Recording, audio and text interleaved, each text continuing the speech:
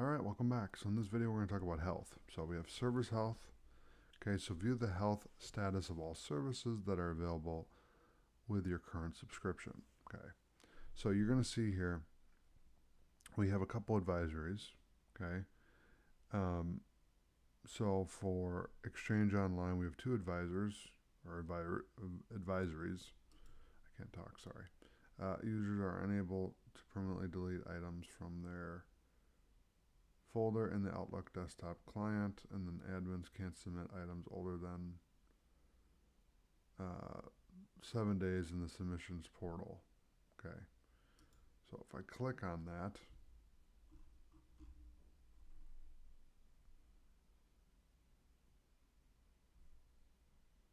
so this is just a generic thing that popped up. It's an advisory.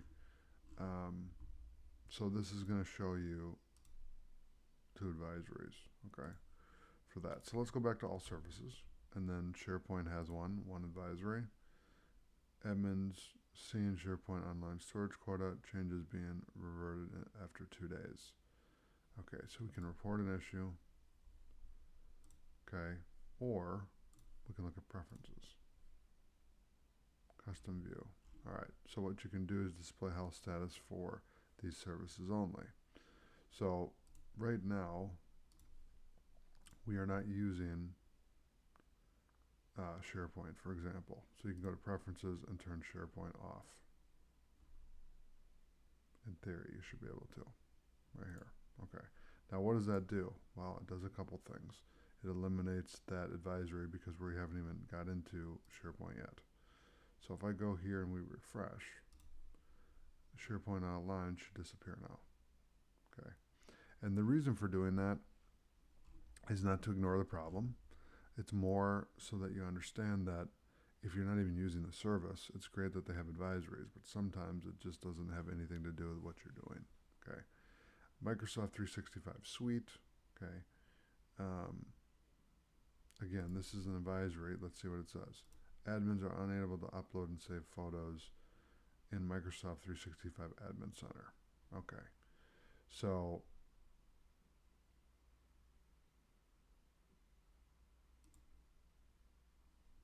what we can do again is go to preferences and turn off the advisory for Exchange Online and Microsoft 365 Suite. Okay, and then you can turn these back on later. Okay, so we can just turn these two off. We'll save it, close that out, and then refresh the page here, and then those two will be eliminated. Okay, and I'm not saying to do this with every single one, but again, my point is that if you're not even using the applications or the services that they're referring to, you can ignore that for now, and it's just going to give you information.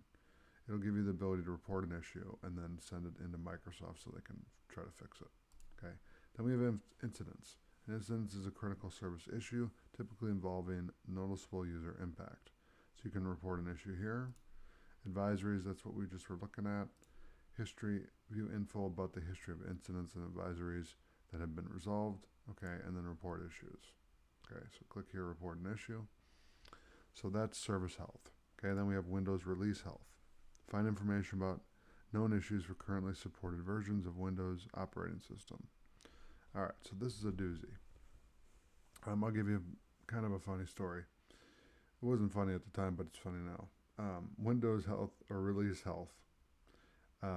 When Windows 10 was first out, this was, I believe, in January of 2019 or 2018. I don't remember what exactly year, but I had a number of new computers, and not even new computers, just computers that I had upgraded to Windows 10.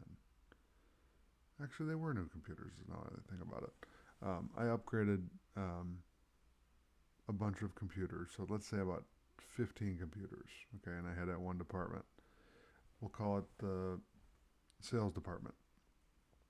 In the sales department, I had 15 computers that I had updated to Windows 10, and they were all looping through the startup. They wouldn't, restart. Let me refresh the page here real quick because these icons over here are not showing up correctly.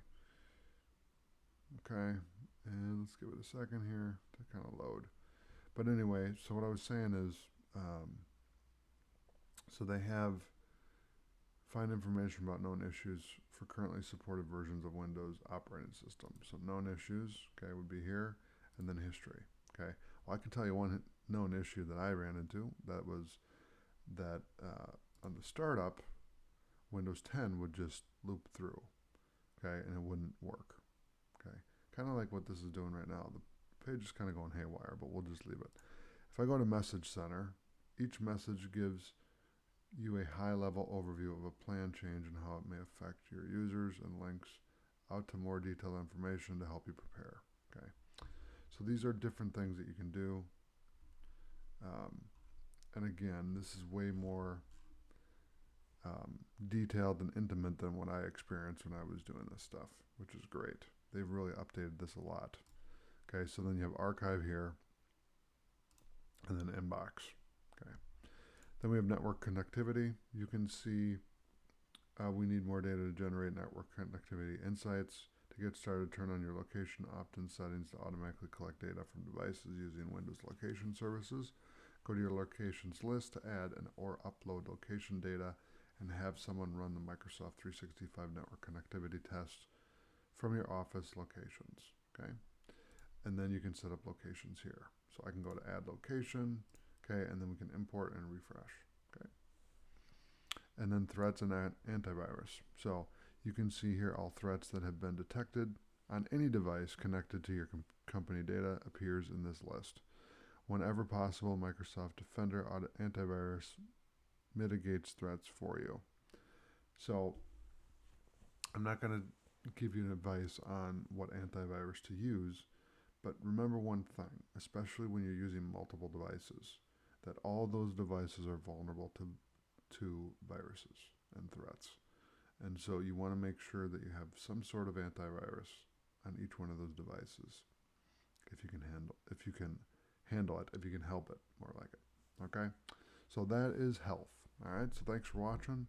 I'll see you in the next video.